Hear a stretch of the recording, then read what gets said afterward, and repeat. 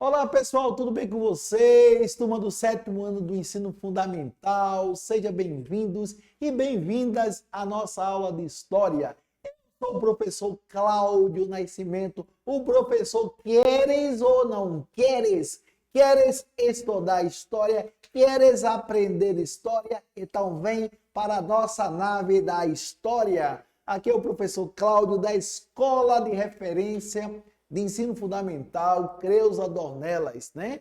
Então, na realidade, hoje nós vamos estudar um assunto de grande relevância na história, né? Então, na realidade, vou pedir o professor de história de vocês aí, turminha do 7º ano, para cobrar de vocês, tá certo? Que é a conquista e a colonização espanhola da América, uma aula feita por nós da Secretaria de Educação do Estado de Pernambuco para vocês com todo carinho e esperamos que vocês aproveitem esse conhecimento, aproveitem essa aula maravilhosa, sensacional de história. Aqui é o professor Cláudio Nascimento, não é isso? E lembrando mais uma vez, não é isso? Parabéns, a Prefeitura da cidade do Recife criou no dia 22 de março o Dia Municipal do Historiador e do Contador de História.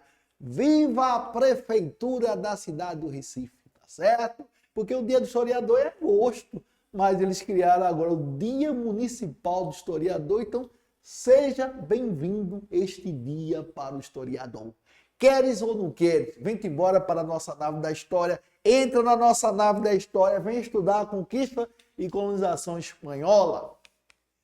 Então, conquista e colonização espanhola da América, né? Então, você fica pensando como é que foi a colonização da América espanhola. Eita! Aí vem na cabeça o que? Será que houve massacre dos índios? Será que houve massacre daquela população nativa? Então, como é que os espanhóis eles entraram nas principais civilizações, astecas, maias e incas? Como é que eles entraram, né? Então, uma boa pergunta, né? E agora vocês vão ter a oportunidade, tá certo? De ver um pouco dessa história, dessa conquista dos espanhóis, né? Então, na realidade, em 1519, vejam só, 1519. Então, um oficial espanhol, Hernán Cortés, desembarcou nas terras onde hoje é o México, né? Com 508 soldados, além de cavalos, canhões. Então, os indígenas provavelmente estranharam, né? Aqueles homens brancos, né? Com roupas e armas de ferro, e montados em seres estranhos. Os astecas desconheciam o cavalo em cadeira. Desconheciam o cavalo. Então os espanhóis, por sua vez, né, também devem ter estranhado os modos de viver, de se vestir e da língua dos astecas. Então, havia aí um choque cultural, né? Uma cultura europeia e uma cultura nativa, né? Os habitantes daquela civilização asteca. Então, passado o primeiro momento, né? Passado o primeiro momento, os espanhóis descobriram que vários povos do Império, né, estavam revoltados, né, com a dominação asteca. Entre esses povos, né, estavam os habitantes da cidade de Tlaxcala, né? Então, os espanhóis aliaram-se a esses povos, né, e marcharam sobre Tenochtitlan, a capital asteca. Então, ajudados pelos tlaxcaltecas, né, e por milhares de outros aliados indígenas, né, Cortés e seus soldados conquistaram Tenochtitlan, a capital do Império Azteca, em 1521, matando milhares de astecas, entre os quais o imperador Montezuma, né? Então você vai perguntar como é que eles entraram, né? Eles fizeram uma aliança, né? Então eles se aproveitaram da crise que havia entre os povos, né? Então na realidade havia conquista, guerras tribais entre as tribos. Então se aproximaram de algumas tribos, fizeram acordo, alianças, se fortaleceram e invadiram, não é isso, Tenochtitlan, né? Mataram Montezuma e dominaram o Império, né? Astecas, né? Então, a busca por riqueza, né? E poder animou outros aventureiros, né? Espanhol. Então, aí vocês vão ter um cabo aí muito interessante que vai surgir também nesse processo, que é o que? O Francisco Pizarro. Olha, Francisco Pizarro. Então, vai organizar uma expedição, então, com o objetivo de conquista, né?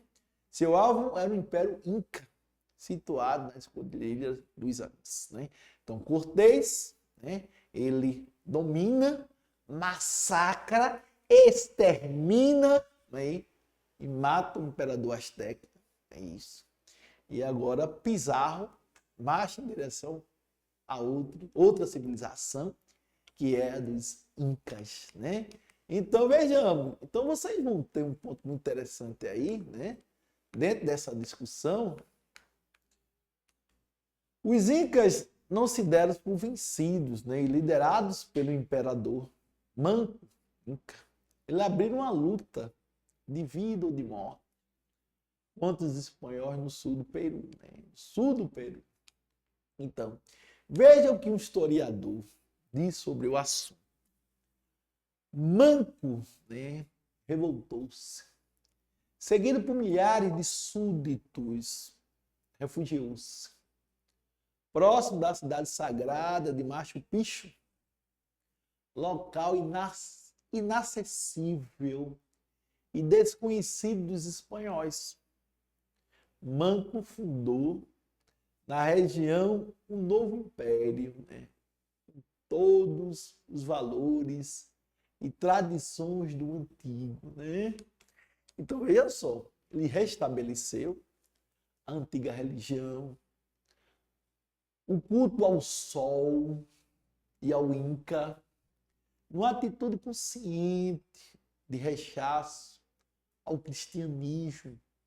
Então, no Peru, alguns estados, né, independentes só foram dominados depois de 1570, após a morte de líderes como Tupac Amaru.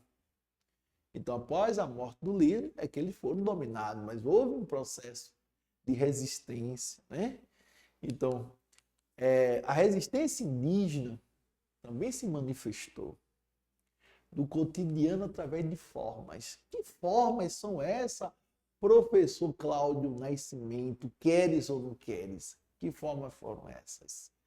Então, de continuidade cultural, né? A mais conhecida delas aflorou no âmbito religioso, onde vários nativos, eles fingiam, meu Deus, fingiam adorar o Deus cristão, mas permaneciam cultuando suas próprias divindades, né?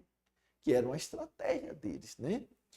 Então, essas diversas formas de resistência, né, armadas ou culturais, individuais ou coletivas, reafirmam a ideia de que os indígenas não apenas sofreram a conquista, mas também foram agentes desse processo, né?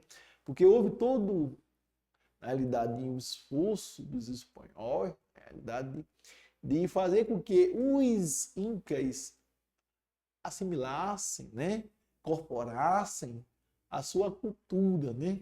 E eles resistiram, evidentemente resistiram, né? Então, na realidade, não se chega assim, não é isso? E se impõe uma cultura e outra aceita de forma.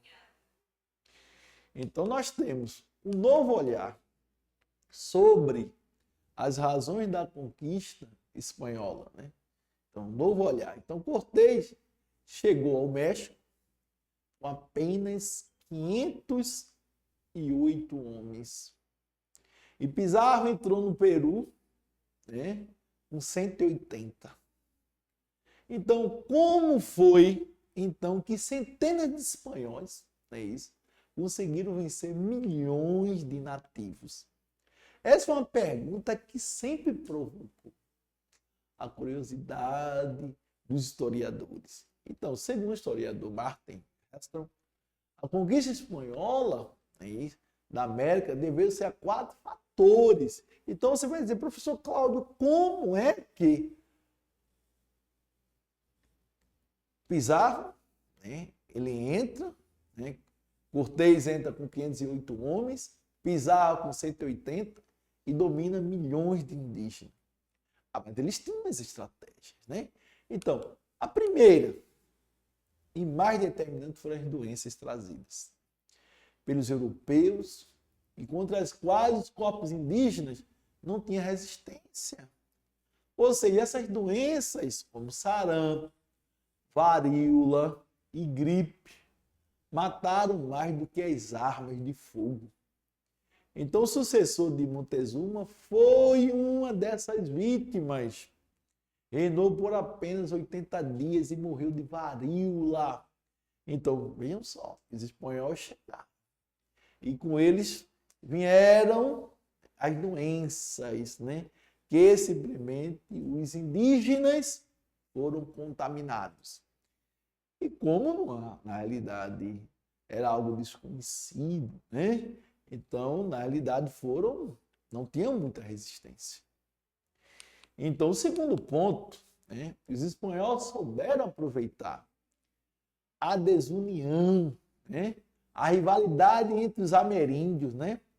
Tanto os astecas quanto os incas tinham muitos inimigos que formavam verdadeiros exércitos indígenas para ajudar os espanhóis a tomar as terras astecas e índias, incas. Então, veja só, os rivais se uniram, né, para derrotar, os incas, né, e os astecas, se aliando a quem? Aos espanhóis, que nada tinha a ver com isso. Queria era o quê? Era o ouro, né? Queria era a riqueza. E estavam dispostos, né, a qualquer coisa para se apropriarem, daquele bem. Então, para conquistar Tenochtitlan, por exemplo, Cortés contou com a ajuda do povo, né, o Tlaxcalteca, né, que na realidade ajudou, na realidade, Cortés a tomar Tenochtitlan. O terceiro fator, então, foram as armas dos conquistadores. Um destaque para a armadura de ferro e a espada de aço, resistente, o cavalo, mobilidade, né? E as armas de fogo. Então, com um poder destrutivo superior ao dos indígenas. E que, no caso do canhão, impressionava o que também pelo barulho que faziam. Então, os caras entraram com armaduras, com armas, com canhões, né? Então, e o povo ameríndio, como é que eles iriam resistir, né, a essa ofensiva tão cruel? É isso. Foram facilmente dominados, né? Então, o quarto fator foi o fato dos espanhóis saberem muito mais sobre os astecas e os incas do que estes sobre eles, né? Então, os espanhóis procuraram se informar a respeito das discórdias e das disputas indígenas, e estimularam a guerra entre eles, aliando-se a um dos grupos, né?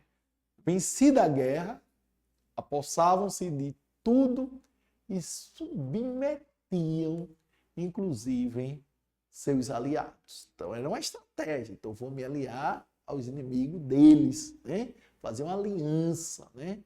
Fazer com que os amigos deles acreditem, os inimigos acreditem, né? Então, na realidade, os inimigos se uniam e guerrilhava contra os povos astecas e incas, né? Então, calcula-se que na data da chegada de Colombo, em 1492, vivia na América cerca de 57 milhões de ameríndios. Em 1560, restava apenas 10 milhões. Então, vejam o genocídio que houve, né? Então, 57 milhões, né? Então, você vai ter 10 milhões. Então, essa diminuição brusca da população ameríndia é considerada pelo pesquisador, né, como uma das maiores tragédias humanas, né? Uma das maiores tragédias humanas. Então, vem a economia colonial, é isso? Vem a economia colonial, a mineração, com a descoberta, né, das ricas minas de prata, né, de Potosí, atual Bolívia, em 1545, né?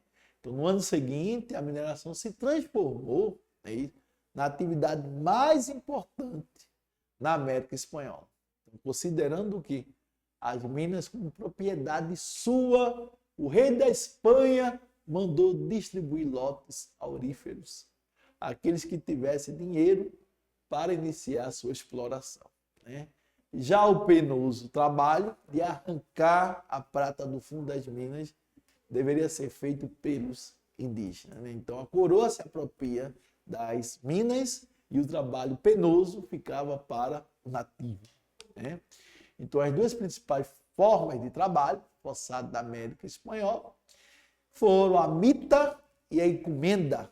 Mita era a obrigação que os membros das aldeias tinham de trabalhar para os espanhóis durante 4 meses por ano. Então, esses trabalhadores, os mitaios, recebiam por seu trabalho cerca de 1/3 do seu salário, de um trabalhador livre naquela época, né? Então, vejam só, é como se fosse um processo de servidão, né? Então, na realidade, os caras, na mita, então o trabalhador era obrigado, né, a trabalhar 4 meses, né, para a coroa, né, para essa exploração das minas. E recebiam que 1/3 do salário do trabalhador livre. Já na encomenda era o direito dado ao colono espanhol, né, encomendeiro, de explorar os trabalhos indígenas nas minas, plantações, fazenda, por certo período, em troca do direito sobre o que o trabalho indígena.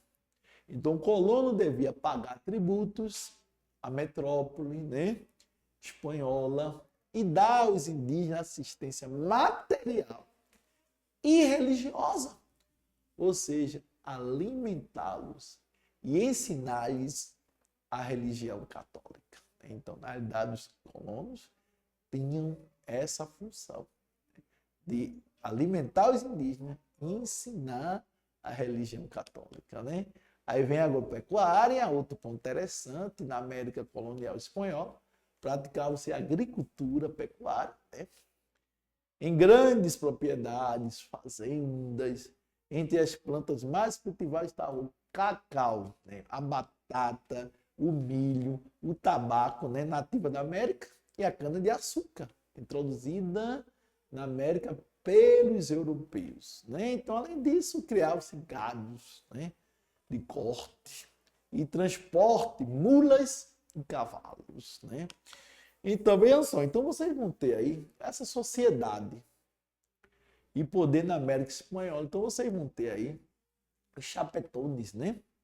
Então, a sociedade chapetones, que eram colonos nascidos na Espanha, também chamados de peninsulares, ocupavam os principais cargos políticos, militares e religiosos e tinham um enorme prestígio, né? Já os crioulos eram filhos de espanhóis, nascidos na América, eram ricos fazendeiros, donos de minas, né, e grandes comerciantes. Não podia ocupar altos cargos, exceto de vereador nas câmaras municipais, os chamados cabildos, né, cabildos. Então tinha aí os mestiços, que eram filhos de espanhóis, de crioulos, com índias, né, ou africanas, ocupavam funções de pouco prestígio, como pedreiro, carpinteiro, ferreiros, capatazes de fazenda. E os indígenas que constituíam a maioria da população e eram duramente explorados nas fazendas, nas tecelagens e nas minas, né? Então, trago para vocês aí, meus prezados e minhas prezadas, né? Essa referência aí que é o nosso livro de história do 7º ano, para vocês aprofundarem o conhecimento de vocês.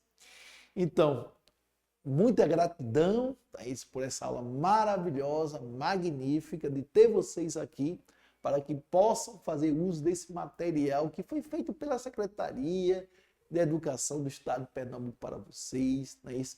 Então, eu, professor Cláudio Nascimento, professor Queres ou não Queres, encerro a nossa aula da conquista e colonização espanhola da América. E convido vocês agora a saírem da nossa nave da história. Por gentileza, saiam da nossa nave da história e até a próxima aula. Tchauzinho!